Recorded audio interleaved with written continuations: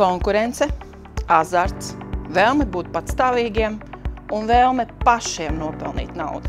Tās ir 4 lietas, kas saista profesionālā virziena komercdzinības skolēnus. Ja arī tu esi tas, kurš vēlas pārbaudīt sevi kā vienu no skolēnu mācību uzņēmuma īpašniekiem, vadītājiem, dalībniekiem un mācīties prasmes, kas noderēs jebkuram dzīvē, gaidām tevi savā pulkā.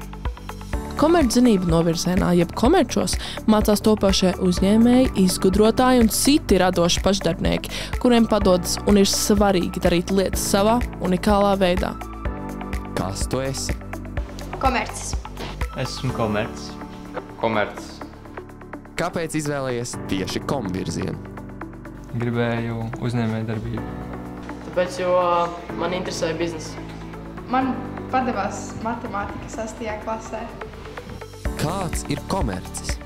Atjautīgs. Gudrs. Kas tev šajā virzienā šķiet visgrūtākais? Biznesa skids. Mācīties uzņēmējdarbību, ņemot vērā to, cik daudz mēs mācāmies dabas zinības un bioloģiju.